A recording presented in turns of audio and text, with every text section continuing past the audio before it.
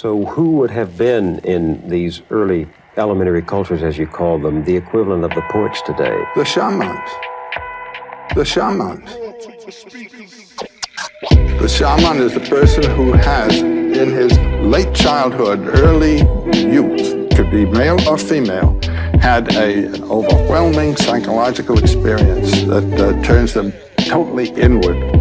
The whole unconscious has opened up, and they've whole unconscious has opened up, and they've fallen into it. And it's been described many, many times, and it occurs all the way from Siberia right through the Americas down to Tierra del Fuego. It's a kind of schizophrenic crack-up, the shaman experience. What kind of experience? Dying and resurrecting, you know, being on the brink of death and coming back, actually experience the death experience.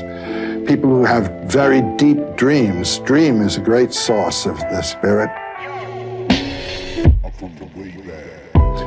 And then people who in the woods have had mystical encounters. Well, let me try to be specific about it. The shaman becomes some person in a society who is drawn by experience from the normal world into the world of the gifted. That's right. Most of us think of shaman as a magician, but they play a much more important role than simply being a Oh no, they play trickster. the role that the priesthood plays in our society. These are the first priests? Well, there's a major difference, as I see it, between a shaman and a priest. A priest is a functionary of a social sort.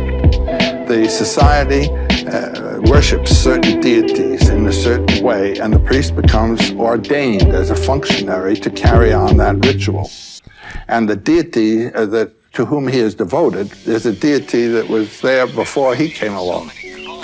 The shaman's powers are symbolized in familiars, deities of his own personal experience. And his authority comes out of a psychological experience, not a social ordination. Do you understand what I mean? And the one who had this psychological experience, this traumatic experience, this ecstasy,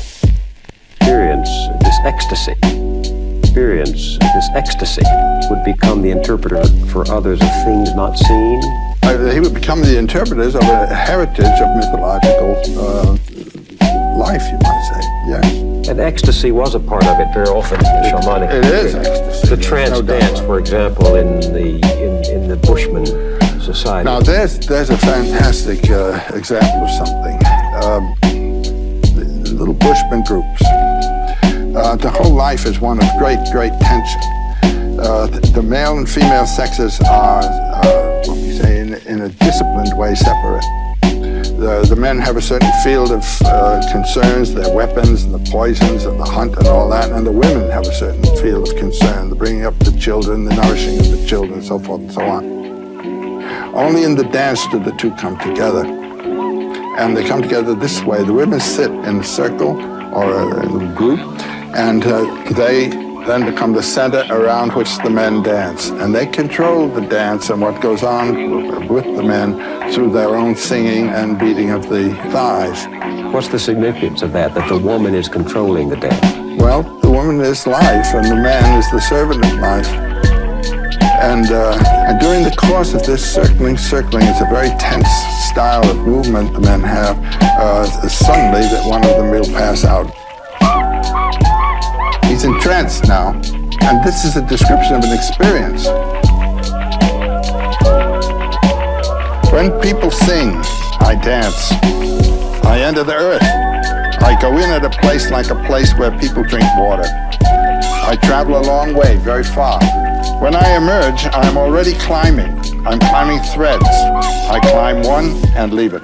Then I climb another one, then I leave it, and I climb another. When you arrive at God's place, you make yourself small. You come in small to God's place. You do what you have to do there. Then you return to where everyone is. You come and come and come, and finally you enter your body again. All the people who have stayed behind are waiting for you. They fear you. You enter the earth, and you return to enter the skin of your body. And you say, that is the sound of your return to your body. Then you begin to sing. The Utum masters are there around. They take hold of your head and blow about the sides of your face. This is how you manage to be alive again. Friends, if they don't do that to you, you die. You just die and are dead. Friends, this is what it does, this tum that I do, this tum